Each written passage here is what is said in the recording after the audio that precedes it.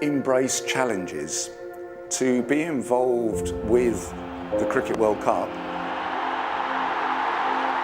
to help bring the piece to fruition, is a real privilege for a manufacturer. The team that we've got is a spectacular group of artists, but they need to feel their blood pumping.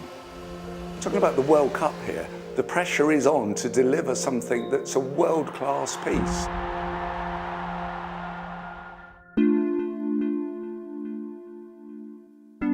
It was well designed in the mid-90s by a gentleman named Paul Marsden. Paul thought about it very carefully and put together all the elements of cricket to create the cup. The piece weighs about 11 kilos. Its height is 650 millimetres tall. Quite often you always start with 2D drawings, like drawings that have been done by hand, sketches, that sort of thing. It's always the starting point. And then any sort of computer-aided parts are always an addition to that. My uncle always asks me every time I see him, how am I getting on, what am I up to this time? He loves his cricket, so I was really impressed.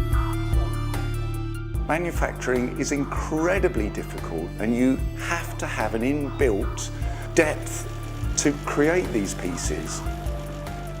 None of the components you can buy. These sections are fabricated by hand, as a blacksmith would make it. It's a challenging piece to make, and there's lots of hammering. The stumps that come up the side, but that's all, first of all it's spun, and then you have to sort of swage it down, basically making the metal skinnier. My job is to make this a mirrored finish. It slowly gets there from being a rough bit of metal to something that looks incredible. You can't see any dust on it, you can't see any scratches on it. It has to be perfect. Then we rinse it all and put it into our silver plating tank, and we apply power through it, and the silver attaches itself to it. Yeah, it looks really good. Yeah, I'm really pleased with that.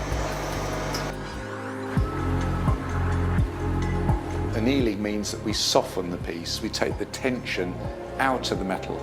It will then be soldered together with the other half of the sphere, and the globe is complete.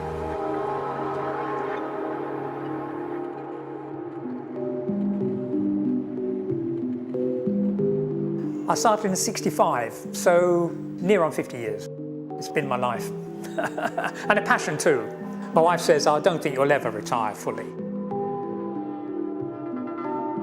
It's all done freehand first, drawn, then scribed, and then cut.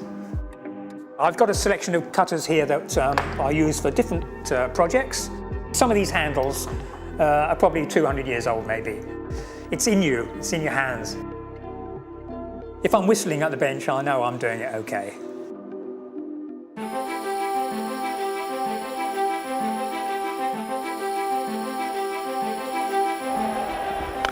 The skipper getting a century in a World Cup final. That moment when you've won, looking back now, they're the special moments of your life.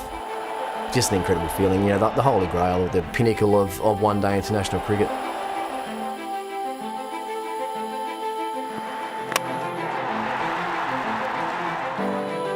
Australia have won the World Cup.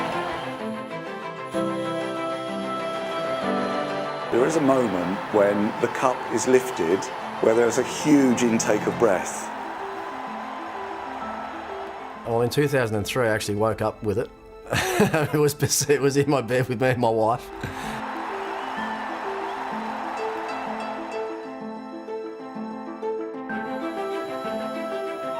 Hard to express what I feel today. I waited for 22 years, so surely the proudest day of my life.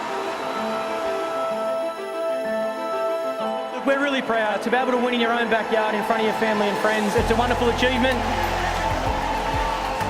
To have the Cricket World Cup in our workshop, being made, being presented next year on our own turf, it's a magical moment.